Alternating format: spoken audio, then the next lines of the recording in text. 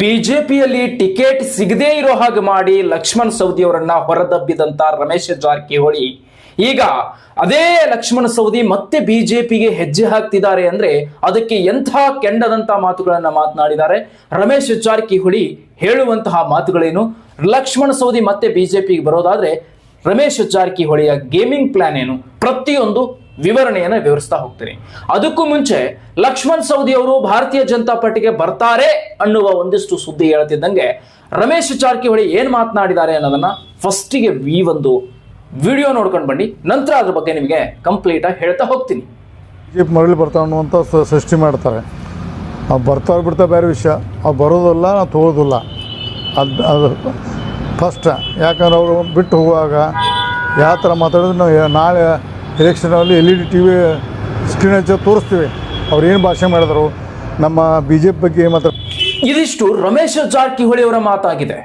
ಅಂದ್ರೆ ಲಕ್ಷ್ಮಣ್ ಸವದಿ ಬಿಜೆಪಿಗೆ ಬರ್ತಾರೆ ಅಂದ್ರೆ ಅದಕ್ಕೆ ಒಪ್ಪೋಕೆ ಸಿದ್ಧರಿಲ್ಲ ಗೋಕಾಕ್ನ ಸಾಹುಕಾರ ರಮೇಶ್ ಜಾರಕಿಹೊಳಿ. ರಮೇಶ್ ಜಾರಕಿಹೊಳಿ ತಲೆಯಲ್ಲಿರೋದೇನು?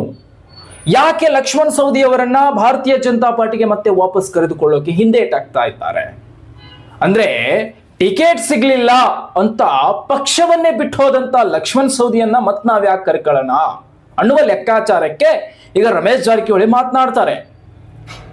ಬಿಜೆಪಿಯನ್ನ ತೊರೆದು ಹೋದಂತ ಲಕ್ಷ್ಮಣ್ ಸವದಿ ಮತ್ತೆ ಭಾರತೀಯ ಜನತಾ ಪಾರ್ಟಿಗೆ ಬರ್ತಾರೆ ಅಂದ್ರೆ ನಾವು ಕರ್ಕೊಳ್ಳಲ್ಲ, ಅವಶ್ಯಕತೆ ಇಲ್ಲ ಅನ್ನುವ ನಿಟ್ಟಿನ ಮಾತುಗಳನ್ನು ರಮೇಶ್ ಜಾರಕಿಹೊಳಿ ಮಾತನಾಡ್ತಾ ಇದ್ದಾರೆ. ಇನ್ನು ಭಾರತೀಯ ಜನತಾ ಪಾರ್ಟಿ ಇದೇ ಲಕ್ಷ್ಮಣ್ ಸವದಿ ಅವರಿಗೆ ಉಪಮುಖ್ಯಮಂತ್ರಿಯನ್ನಾಗಿ ಮಾಡಿತ್ತು ಸೋತಂತ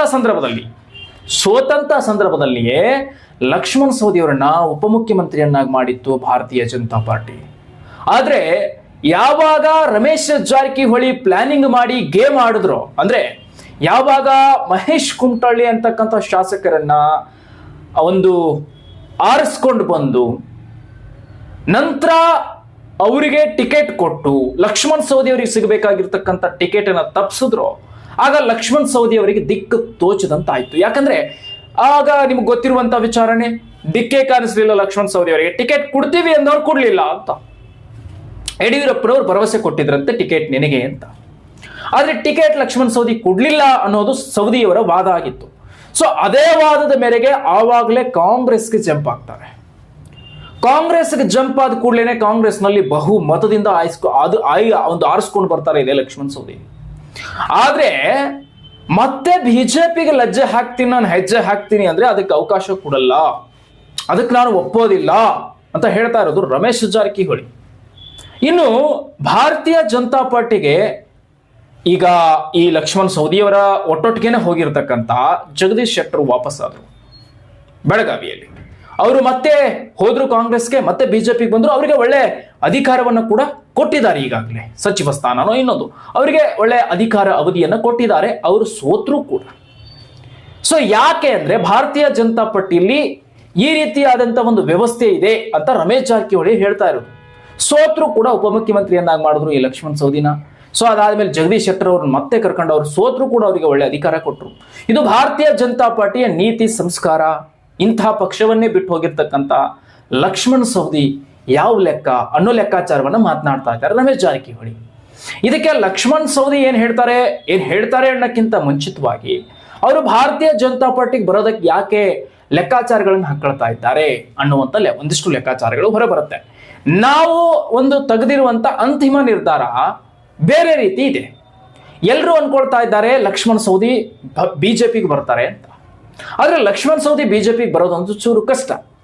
ಬಿಜೆಪಿಗೆ ಬಂದ್ರು ಲೆಕ್ಕಾಚಾರ ಬೇರೆ ಆಗತ್ತೆ. ಮೊದಲು ಲಕ್ಷ್ಮಣ್ ಸವದಿ ಅವರ ತಲೆಯಲ್ಲಿ ಏನಿತ್ತು ಅಂತಂದ್ರೆ, ನಾವು ತೆಗೆದಿರುವಂತಹ ಅಂಕಿಅಂಶ ಲೆಕ್ಕಾಚಾರದ ಪ್ರಕಾರ ಅಥವಾ ಅವರ ರಾಜಕೀಯ ಭವಿಷ್ಯದ ಪ್ರಕಾರ ರಾಜು ಕಾಗೆ ಅವರಿಗೆ ಅಂದ್ರೆ ಕಾಂಗ್ರೆಸ್ ಪಕ್ಷದ ಶಾಸಕ, ಕಾಗವಾಡ ಮತಕ್ಷೇತ್ರದ ಶಾಸಕ ರಾಜು ಕಾಗೆ, ಸೊ ಇವರಿಗೆ ಏಜ್ ಆಯ್ತು, ಇನ್ನಿವರು ರಾಜಕೀಯ ನಿವೃತ್ತಿ ಪಡಿತಾರೆ. ಆಗ ಕಾಗವಾಡ ಮತಕ್ಷೇತ್ರ ತಬ್ಬಲಿ ಆಗತ್ತೆ, ಅಲ್ಲಿ ನಾಯಕರಿಲ್ಲದೆ ವಿಲವಿಲ ಬದ್ದಾಡತ್ತೆ ಕಾಗವಾಡ ಮತಕ್ಷೇತ್ರ ಅನ್ನೋ ಲೆಕ್ಕಾಚಾರ ಲಕ್ಷ್ಮಣ್ ಸವದಿ ಅವರು. ಆಗ ಮಗ ಚಿದಾನಂದ ಸವದಿಯನ್ನ ಅಲ್ಲಿಗೆ ಹಾಕಿ ಎರಡು ಕಡೆ ಅಪ್ಪ ಮಕ್ಕಳು ಅಧಿಕಾರ ನಡೆಸ್ಕೊಂಡು ಹೋಗ್ಬೇಕನ್ನೋ ಲೆಕ್ಕಾಚಾರ ವಹಿಸಿದ್ರು. ಹಾಗಾಗಿ ಕಾಂಗ್ರೆಸ್ ಪಕ್ಷಕ್ಕೆ ಹೋಗಿದ್ದು ಉತ್ತಮನೇ ಆಯ್ತು. ಕಾಂಗ್ರೆಸ್ ಪಕ್ಷದಲ್ಲಿ ಅಲ್ಲಿ ಟಿಕೆಟ್ ಯಾರಿಗೂ ಕೂಡ ಕೊಡ್ಲಿಕ್ಕೆ ಅಲ್ಲಿ ನಾಯಕರೇ ಇಲ್ಲ, ಅದಕ್ಕೆ ನನ್ನ ಮಗನೇ ನಾಯಕ ಅನ್ಕೊಂಡು ಕುತ್ಕೊಂಡಿರುವಂತ ಲಕ್ಷ್ಮಣ್ ಸವದಿಗೆ ಟಕ್ಕರ್ ಕೊಡುವಂತ ಮಾತನ್ನ ರಾಜು ಕಾಗೆ ಮಾತನಾಡಿದ್ರು. ರಾಜು ಕಾಗೆ ಏನ್ ಮಾತನಾಡಿದ್ರು, ನಾನು 2028ರಲ್ಲೂ ಸಹ ನಾನೇ ನಿಲ್ತೀನಿ ಎಲೆಕ್ಷನ್ಗೆ, ನಾನು ರಾಜಕೀಯ ಮಾಡ್ತೀನಿ, ಯಾರಿಗೂ ಬಿಟ್ಕೊಡೋದಿಲ್ಲ ಕಾಗವಾಡ ಮತಕ್ಷೇತ್ರ ಅಂತ ಹೇಳ್ತಿದ್ದಂಗೆ ಲಕ್ಷ್ಮಣ್ ಸವದಿ ಅವರಿಗೆ ಮತ್ತೊಂದಿಷ್ಟು ತವಕೆ ಶುರುವಾಯಿತು. ಯಾಕಂದ್ರೆ ಮಗನ್ನ ಅಲ್ಲಿ ನಿಲ್ಲಿಸಿ ಚುನಾವಣೆಗೆ ಆರಿಸ್ಕೊಂಡು ಬರ್ಬೇಕು ಅನ್ಕೊಂಡಿರ್ತಕ್ಕಂಥ ಲಕ್ಷ್ಮಣ್ ಸವದಿಗೆ ಇದೊಂಥರ ಎದೆ ಒಡೆದು ಸಿಡ್ಲು ಬಡ್ದಂಗೆ ಆಗ್ಬಿಡ್ತು. ನಾನೇ 28ಕ್ಕೆ ನಿಲ್ತೀನಿ ಅಂತ ರಾಜು ಕಾಗೆ ಹೇಳಿದ ಕೂಡಲೇ ಎಲ್ಲಿದ್ರು ಅಷ್ಟೇ ಅಂತ ತಿಳ್ಕೊಂಡು ಭಾರತೀಯ ಜನತಾ ಪಾರ್ಟಿಗೆ ಬರೋದು ಉತ್ತಮ. ಯಾಕೆ ಲಕ್ಷ್ಮಣ್ ಸವದಿ ಭಾರತೀಯ ಜನತಾ ಪಾರ್ಟಿಗೆ ಬರೋದು ಉತ್ತಮ ಅಂತ ಅನ್ಕೊಂಡ್ರು, ಯಾವ ಕಾರಣಕ್ಕೆ ಅವರಿಗೆ ಆ ಲೆಕ್ಕಾಚಾರ ಅನಿಸ್ತಾ ಇದೆ ಅಂತ ನಾನು ಹೇಳ್ತೀನಿ ನಿಮಗೆ. ಕಾಂಗ್ರೆಸ್ನಲ್ಲಿ ಒಳ್ಳೆಯ ಮರ್ಯಾದೆಯಿಂದ ಗೌರವದಿಂದ ಕರ್ಕೊಂಡ್ರು, ಆದ್ರೆ ಯಾವುದೇ ರೀತಿಯಾದಂತ ಮಂತ್ರಿ ಸ್ಥಾನವನ್ನ ಕೊಡ್ಲಿಲ್ಲ. ಲಕ್ಷ್ಮಣ್ ಸವದಿ ಅವರಿಗೆ ಮಂತ್ರಿ ಸ್ಥಾನ ಕೊಡ್ತಾರೆ ಅನ್ನೋದು ಬಹಳಷ್ಟು ಜನಗಳ ಅಭಿಪ್ರಾಯ ಇತ್ತು, ಲಕ್ಷ್ಮಣ್ ಸವದಿ ಅಭಿಪ್ರಾಯ ಕೂಡ ಇತ್ತು. ಸೊ ಆದ್ರೆ ಕಾಂಗ್ರೆಸ್ನಲ್ಲಿ ಯಾವುದೇ ರೀತಿಯಾದಂತಹ ಮಂತ್ರಿ ಸ್ಥಾನ ಕೊಡೋದಿಲ್ಲ, ಕೇವಲ ಶಾಸಕ, ಅವರ ಮತಕ್ಷೇತ್ರದ ಶಾಸಕ ಹೊರತು ಇನ್ಯಾವುದೇ ರೀತಿಯಾದಂತಹ ಸ್ಥಾನಮಾನಗಳು ಕಾಂಗ್ರೆಸ್ನಲ್ಲಿ ದೊರೆಯಲ್ಲ ಅಂತ ಲಕ್ಷ್ಮಣ್ ಸವದಿ ಗೊತ್ತಾಗಿದೆ. ಯಾಕಂತಂದ್ರೆ ಕಾಂಗ್ರೆಸ್ನಲ್ಲಿ ಜಟಾಪಟಿಯನ್ನು ಹಚ್ಕೊಂಡಿರೋದು ಅಲ್ಲಿ ರಮೇಶ್ ಜಾರಕಿಹೊಳಿಯ ಸಹೋದರ ತಮ್ಮ ಸತೀಶ್ ಜಾರಕಿಹೊಳಿ. ಎಲ್ಲ ಹೋದ್ರೂ ಕೂಡ ಸವದಿಗೆ ಜಾರಕಿಹೊಳಿ ಕುಟುಂಬದ ಕಂಟಕ ತಪ್ಪೋದಿಲ್ಲ. ಯಾಕಂದ್ರೆ ಪ್ರತಿ ಪಕ್ಷದಲ್ಲೂ ರಾಷ್ಟ್ರೀಯ ಪಕ್ಷಗಳಾಗಿರ್ತಕ್ಕಂಥ ಭಾರತೀಯ ಜನತಾ ಪಾರ್ಟಿ ಹಾಗೂ ಕಾಂಗ್ರೆಸ್ ಪಾರ್ಟಿಯಲ್ಲಿ ಜಾರಕಿಹೊಳಿಗಳ ಕುಟುಂಬ ರಾರಾಜಿಸ್ತಾ ಇದೆ. ಸೊ ಹಾಗಾಗಿ ಲಕ್ಷ್ಮಣ್ ಸವದಿ ಎಲ್ಲಿ ಹೋದ್ರೂ ಕೂಡ ಬೇತಾಳದಂತೆ ಕಾಡ್ತಾ ಇದ್ದಾರೆ ಜಾರಕಿಹೊಳಿ ಕುಟುಂಬದವರು. ಇನ್ನು ಕಾಂಗ್ರೆಸ್ನಲ್ಲಿ ಅಧಿಕಾರ ತಗೊಳ್ತೀನಿ, ಮಂತ್ರಿಗಿರಿ ತಗೊಳ್ತೀನಿ ಅಂತ ಏನಾದ್ರು ಲಕ್ಷ್ಮಣ್ ಸವದಿ ಅನ್ಕೊಂಡ್ರೆ ಅದು ಕನಸಿನ ಮಾತು ಅನ್ನೋ ರೀತಿ ಬರುತ್ತೆ. ಯಾಕಂದ್ರೆ ಅಲ್ಲಿ ಸತೀಶ್ ಜಾರಕಿಹೊಳಿ ಬ್ರಿಗೇಡಿಯರ್ ಬ್ರ್ಯಾಂಡ್ ಆಗಿ ಅಂದ್ರೆ ಅವ್ರದೇ ಆದಂತ ಬ್ರ್ಯಾಂಡ್ ಅನ್ನ ಪಡ್ಕೊಂಡಿದ್ದಾರೆ. ನೆಕ್ಸ್ಟ್ ಸಿಎಂ ಅನ್ನೋ ಕೂಡ ಜಾರಕಿಹೊಳಿ ಕುಟುಂಬಕ್ಕೆ ಕೆಡಿಸ್ತಾ ಇದೆ. ಸೊ ಇನ್ನು ಅತನಿ ಶಾಸಕ ಲಕ್ಷ್ಮಣ್ ಸವದಿಗೆ ಒಂದು ರೀತಿ ಎಲ್ಲಿ ಹೋದ್ರೂ ಕೂಡ ಮುಳ್ಳು ತಪ್ಪಿದ್ದಲ್ಲ ಅನ್ನೋ ರೀತಿ ಆಗ್ತಾ ಇದೆ.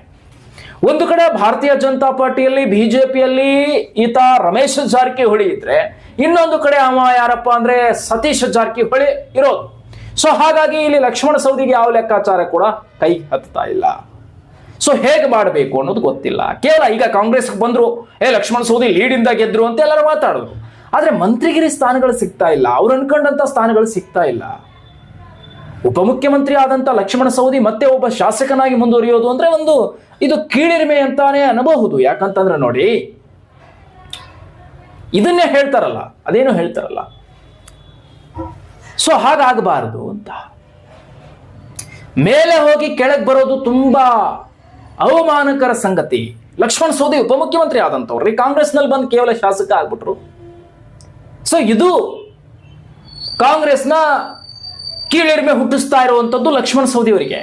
ಏನಪ್ಪ, ನಾನು ಭಾರತೀಯ ಜನತಾ ಪಾರ್ಟಿಯಲ್ಲಿ ಇದ್ದಿದ್ರೆ ಉಪಮುಖ್ಯಮಂತ್ರಿ ಆಗಿದ್ದೆ, ಬಟ್ ಇಲ್ಲಿ ಬಂದು ಏನ್ ಮಾಡ್ತಾ ಇದ್ದೀನಿ ನಾನು ಅನ್ನೋದು ಲಕ್ಷ್ಮಣ ಸವದಿ ಅವರಿಗೆ ಬರ್ತಾ ಇರುವಂತ ಒಂದಿಷ್ಟು ಈ ಜನರ ಅಭಿಪ್ರಾಯಗಳ ಲೆಕ್ಕಾಚಾರಗಳು ಕೇಳ್ತಾ ಇದೆ ಇದೇ ರೀತಿ.